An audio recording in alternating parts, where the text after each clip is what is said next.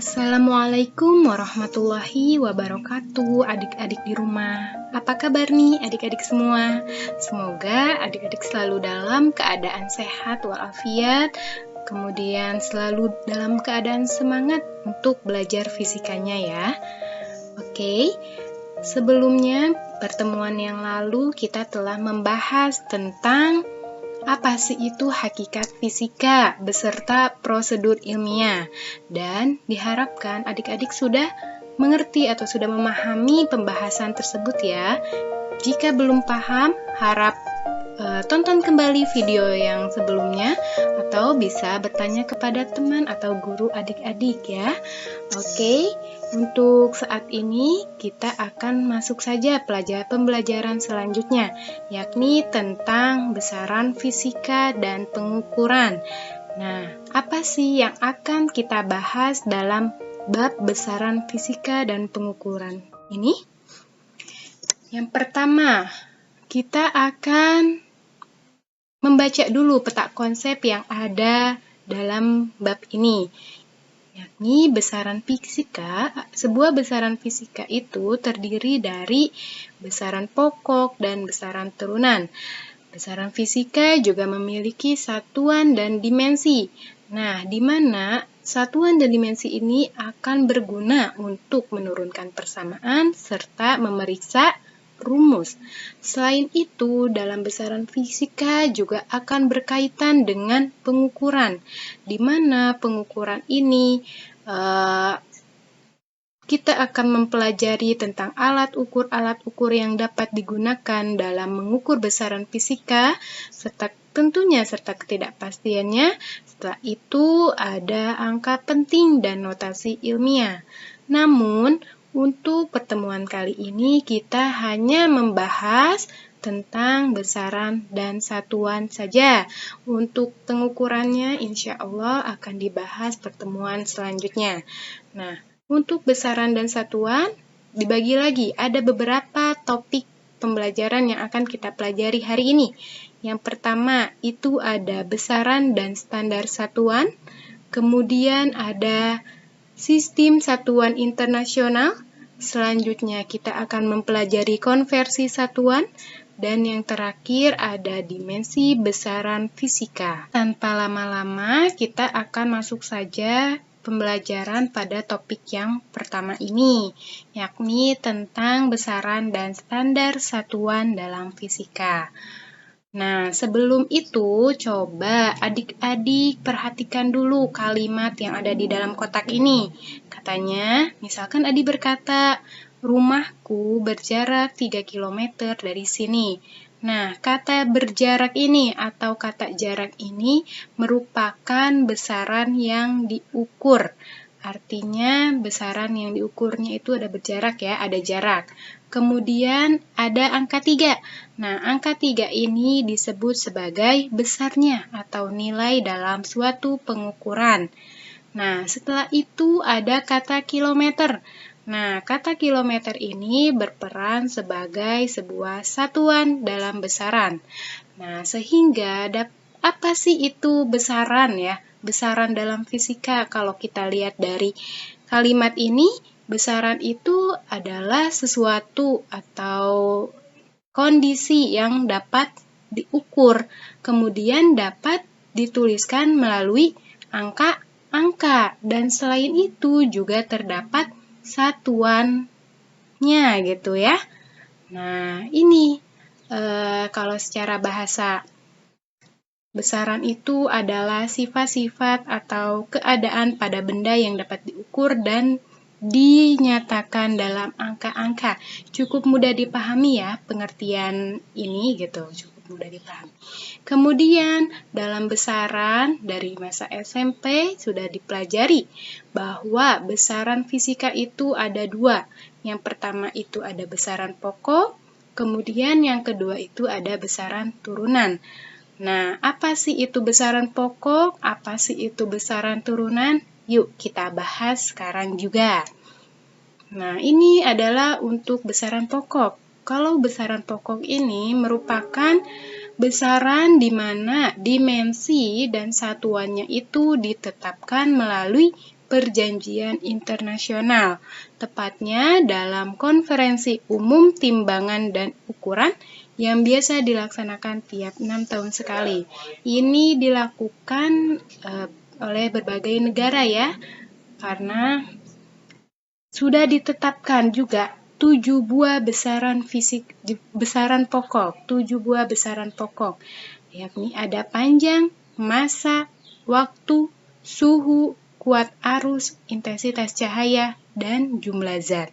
Nah, ke-7 besaran pokok ini tolong coba ya adik-adik pahami, adik-adik bahkan harus hafal gitu ke-7 besaran pokok ini. Karena apa? Karena 7 besaran pokok ini akan sering muncul, akan sering tampil dalam permasalahan-permasalahan fisika. Selanjutnya ada besaran turunan. Nah, di besaran turunan ini merupakan besaran yang satuan dan dimensinya diturunkan dari satuan dan dimensi besaran pokok. Nah, kita tahu tadi sebelumnya kalau besaran pokok itu ada 7. Kalau misalkan terus-terusan diturunkan si besaran tersebut, otomatis besaran turunan ini berjumlah akan sangat banyak gitu ya.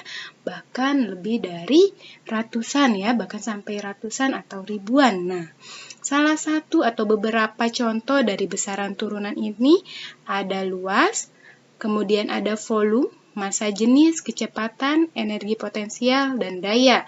Nah, luas ini turunan dari mana sih? Luas ini bisa turunan dari panjang, dari besaran panjang. Panjang kali lebar kan, atau panjang kali panjang itu disebut sebagai luas. Kemudian volume. Volume turunan dari mana lagi sih? Volume itu turunan dari bisa dari panjang kali panjang kali panjang atau dari luas alas kali tinggi. Nanti akan dapat tuh satuannya.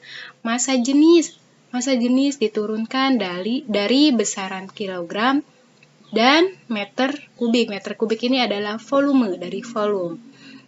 Nah, itu adalah besaran pokok dan besaran turunan ya. Kemudian dalam satuan, nah tadi kan sudah sedikit dibahas sedikit bahwa besaran pokok sama besaran turunan sudah ditampilkan juga ada satuan-satuan ya.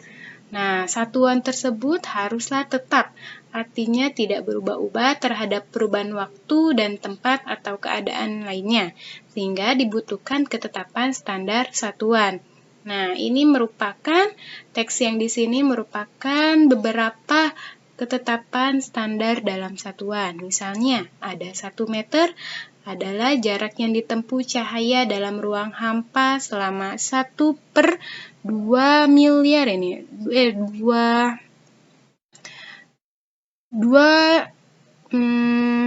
3 kali 10 pangkat 8 lah. Ini 3 kali 10 pangkat 8 atau dibulatkan ya, 3 kali 10 pangkat 8 sekon. Kemudian ada 1 kilogram adalah massa sebuah silinder logam yang terbuat dari platina iridium yang disimpan pada lembaga internasional tentang berat dan ukuran di Sèvres, Prancis. Dan lain sebagainya. Ini adik-adik bisa baca ya. Kemudian adik-adik pahami. Nah, sehingga kalau tadi kita lihat ya bahwa dalam si satuan itu harus ada sebuah ketetapan gitu ya, harus ada acuan.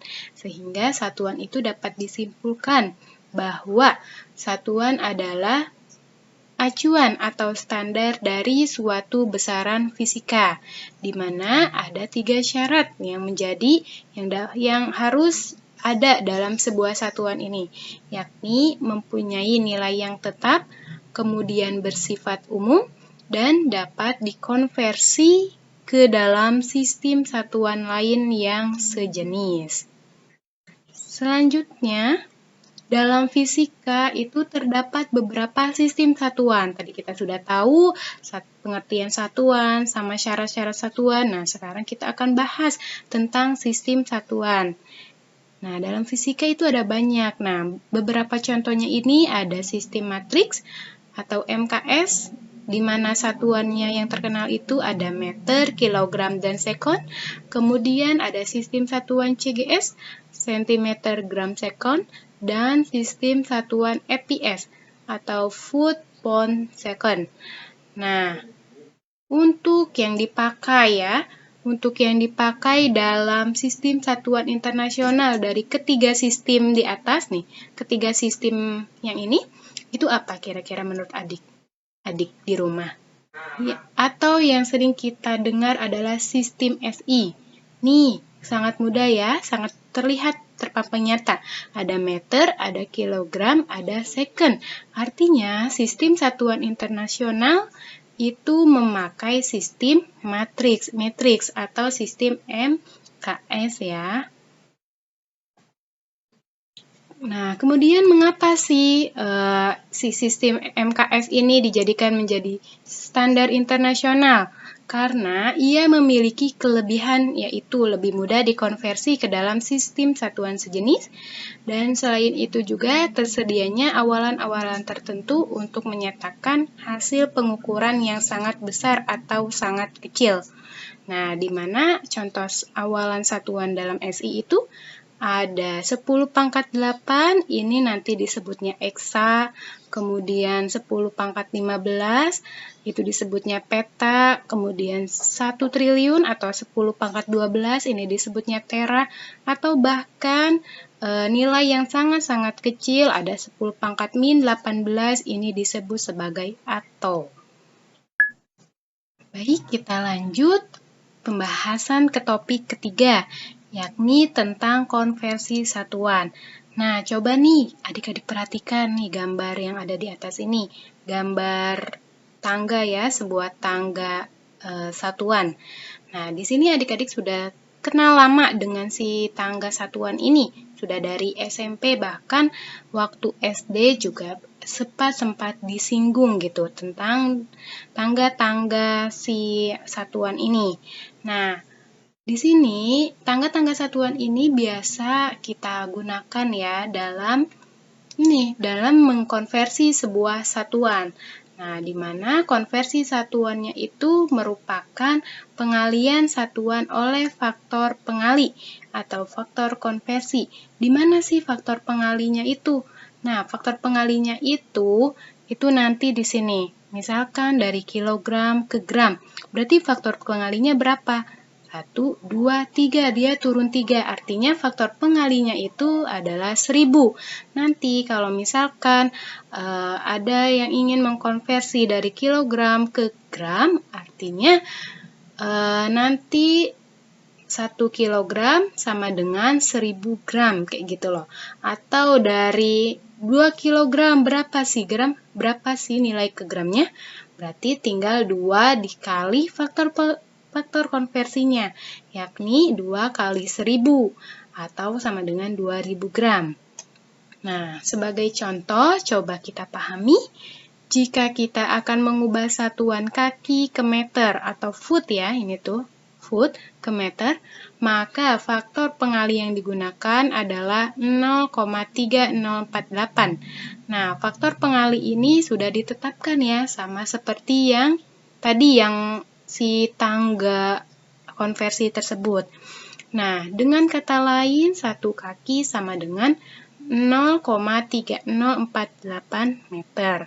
Sehingga apabila mau mengkonversi dua kaki, nah tinggal dikalikan saja dengan faktor konversinya. 2 dikali 0,3048, hasilnya sama dengan 0,6096 meter. Ini kurang meter ya, harusnya ada meternya. Nah, di sini Ibu sudah sediakan beberapa konversi satuan panjang. Mungkin masih ada yang belum masuk ya di sini, artinya belum tereksplor sama Ibu. Ini hanya beberapa. Kemudian selanjutnya untuk konversi satuan massa dan waktu, cobalah adik-adik eksplor ya, eksplor sendiri tentang konversi satuan massa dan waktu ini, karena nanti ya tidak menutup kemungkinan ada persoalan-persoalan fisika yang akan berkaitan tentang konversi satuan pada besaran massa dan waktu. Contoh lagi, Nih, ada sebuah contoh lagi. Misalkan, sebuah sepeda motor bergerak dengan laju 60 km per jam. Nyatakan laju sepeda motor tersebut dalam SI, kemudian dalam mil per jam, dan dalam sistem satuan fps. Bagaimana caranya? Nah, caranya kan kita harus tahu faktor-faktor pengalinya dulu atau faktor konversinya. Misal dari 60 km per jam ke dalam SI. Yang kita tahu SI itu kan satuan MKS, sehingga diubahnya kilometer harus berubah ke dalam meter. Terus jam juga diubah ke dalam second. Nah, di sini nih, ini adalah faktor-faktor pengali. 60 dikali 1000 dibagi 1 dikali 3600 detik. Nah, ini 1000 dan 3600 ini yang kita sering sebut sebagai faktor pengali atau faktor konversi. Nah, hasilnya kan tinggal 16,7 meter per sekon. Kemudian dalam mil per jam juga sama. Kilometernya kita cari dulu faktor konversi ke milnya berapa, kemudian jamnya karena sudah sama-sama jam, jadi tidak perlu diubah. Nah, tinggal dimatematiskan saja sama kita. 60 dikali 0,621 mil sama dengan 37,26 mil per jam. Selanjutnya dalam satuan fps atau fps ya. fps berarti foot, pound, dan second. Artinya si kilometer ini harus kita ubah ke dalam satuan foot atau kaki ya. Jadi membutuhkan faktor pengali. Nah, faktor pengalinya yang ini 3281. Kemudian dari jam ke second. Nah, faktor pengalinya itu 3600. Nah, tinggal dimatematis. Nah, akan menghasilkan nilainya 54,68 kaki per sekon atau 54,68 foot per sekon. Nah, selanjutnya ini ada tugas 2.1, mangga adik-adik bisa kerjakan di bukunya masing-masing, buku tugasnya masing-masing, kemudian dikumpulkan sesuai dengan waktu tenggat yang telah diberikan di GCR-nya ya, di GCR grupnya masing-masing. Silakan pahami terlebih dahulu. Nah, Ibu di sini akan membahas dulu tentang yang nomor 3 dulu nih. Membahas sedikit tentang yang nomor 3. Yang nomor 3 ditanyakan, gaya dinyatakan dengan persamaan matematis F sama dengan M kali A. Dengan M massa, A percepatan. Berdasarkan persamaan tersebut, tentukan satuan gaya dalam SI, CGS, dan FPS. Nah, berarti kan kita butuh konversi ya, berarti membutuhkan konversi. Kita cari tahu dulu nih, satuannya dalam SI itu apa? Yang tadi yang sebelumnya dibahas, SI itu berarti ada M, kilogram, dan sekon. Nah, berarti kalau kita turunkan si persamaannya, F sama dengan M kali A, M-nya itu berarti kilogram, satuannya dikali percepatan memiliki satuan M per second kuadrat, maka F sama dengan kilogram meter per sekon kuadrat. Nah, ini nih, kilogram meter per sekon kuadrat ini merupakan satuan SI atau sistem matriks, atau sama dengan 1 Newton. Kemudian, untuk CGS, kita melakukan konversi satuan. Nah, kilogram ini kan bukan CGS ya, bukan sistem CGS, tapi gram. Kita harus ubah ke dalam gram, sehingga kita perlu cari tahu dulu faktor konversi atau faktor pengalinya dulu. Dari kilogram ke gram, itu didapat 1000. Kemudian ada meter. Meter di sini juga kita perlu konversi ya. Konversi menjadi sentimeter. Nah, sentimeternya ini faktor pengalinya dari meter ke sentimeter ini sebesar 100. Nah, sehingga kita masukkan si faktor-faktor pengali ini, kita input nilainya dari kilogram ke gram, jadi dikalikan 1000 kali gram, 1000 gram dikali 100 cm ya, meter ke sentimeter per sekon kuadrat. Sekon kuadratnya tetap karena sama-sama sekon ya dalam sistem matriks dan sistem CGS ini. Nah, hasilnya ada 100.000 gram cm per sekon kuadrat. Atau secara notasi ilmiah, itu dituliskan bisa 10 pangkat 5 gram cm per sekon kuadrat. Selanjutnya dalam sistem fps atau foot pound second. Nah, kita sudah dapat bahwa satuan dalam SI gaya itu kilogram kali meter per sekon kuadrat ya. Sehingga kita tinggal cari saja si faktor-faktor pengalinya atau faktor konversinya dari kilogram ke foot dari kilogram ke pound berapa sih faktor pengalinya? Kita dapat di internet itu banyak, itu sebesar 2,20462 pound. Kemudian dari meter ke foot, berarti kan 1 meter sama dengan 3,28 kaki ya atau foot. Nah, tinggal dimasukkan, diinput si nilai-nilainya, sehingga didapatkanlah nilai 7,23 pound kaki per second kuadrat. Ini setelah mengalami pembulatan nilai ya. Pembulatan nilai angka penting. Nah, selanjutnya kita akan masuk ke dalam pembahasan yang terakhir, yakni tentang dimensi besaran fisika. Nah, ini merupakan suatu cara untuk mendefinisikan atau menggambarkan tentang bagaimana suatu besaran turunan tersusun dari besaran-besaran pokok. Nah, ini adalah istilah dari dimensi besaran fisika. Kemudian untuk dimensi, khususnya dimensi besaran pokok, itu dituliskan dengan lambang huruf besar tertentu yang diberi kurung persegi. Jadi ciri khas sebuah dimensi itu adalah lambang hurufnya itu memakai huruf kapital atau huruf besar, kemudian diberikan kurung persegi. Nah, contohnya itu dalam besaran pokok ada panjang, lambang dimensinya itu L besar atau length ya, ini dari kata length. Kemudian ada massa, ini dari mass ya, M besar. Kemudian ada waktu, T besar, dan lain sebagainya sampai dengan jumlah zat, ini dilambangkan atau lambang dimensinya N besar yang diberikan tanda kurung persegi. Kemudian kegunaan dimensi apa sih, untuk apa sih dimensi ini? Yang pertama itu ada untuk mengetahui apakah sebuah rumus benar atau salah. Nanti kita coba buktikan menggunakan persamaan GLBB ini ya. Apakah persamaan ini, kan kita tahu kalau misalkan persamaan GLBB itu memang sudah betul seperti ini ya. Nah, sekarang kita akan membuktikan melalui cara dimensi. Selanjutnya, untuk menyatakan kesetaraan antara dua besaran fisika yang seolah berbeda tetapi pada dasarnya sama atau setara. Nah, contohnya itu nanti kita ambil ada usaha dari persamaan W sama dengan F kali S dan energi kinetik setengah mv kuadrat. Kalau misalkan mereka berdua adalah setara, maka nanti nilai dimensinya atau simbol akhir dimensinya juga akan sama.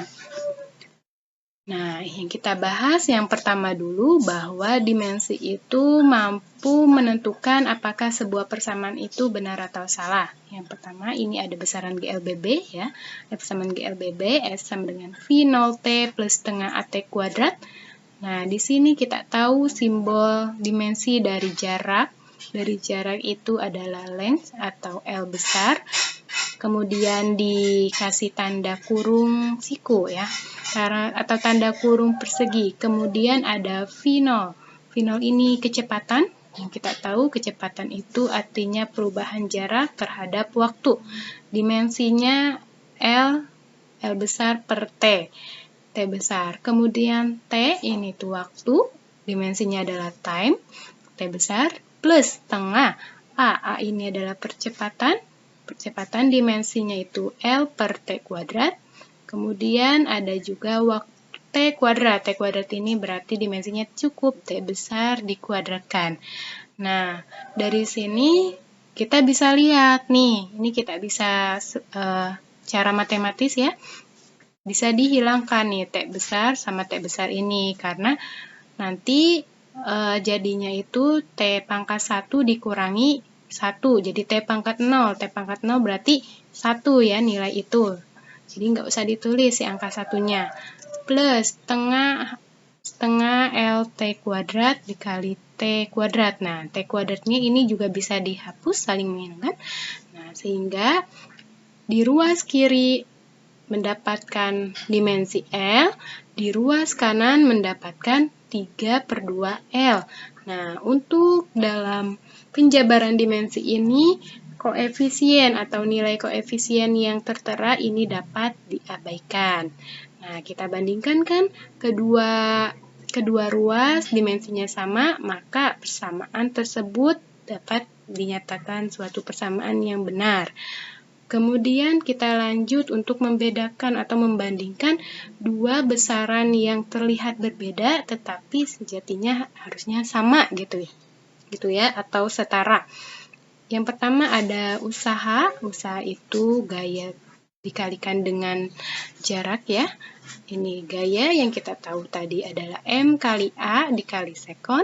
Kita jabarkan si dimensi yang ada sehingga didapatkan dimensi usaha itu sama dengan ML kuadrat T pangkat min 2. Nah, kemudian kita bandingkan dengan energi kinetik. Kalau energi kinetik berarti setengah MV kuadrat. Setengahnya ini, mohon maaf nggak Ibu tulis ya, soalnya nanti si setengahnya itu bisa diabaikan. Kemudian L per T, kemudian dikuadratkan. Nah, sehingga nanti dapatlah sebuah dimensi energi kinetik, itu adalah ML, harusnya setengah ML kuadrat T pangkat min 2. Nah, karena koefisiennya diabaikan dalam penurunan dimensi ini, sehingga dimensi antara usaha dan energi kinetik memiliki dimensi yang sama, maka kedua persamaan tersebut dianggap setara atau sama ya. Nah, selanjutnya ada tugas 2.2, ini juga sama, tolong adik-adik kerjakan dalam buku tugasnya masing-masing, kemudian difoto dan dikumpulkan di GCR-nya masing-masing ya, dalam tenggat waktu tertentu, dalam tenggat waktu yang sudah tersedia di GCR masing-masing.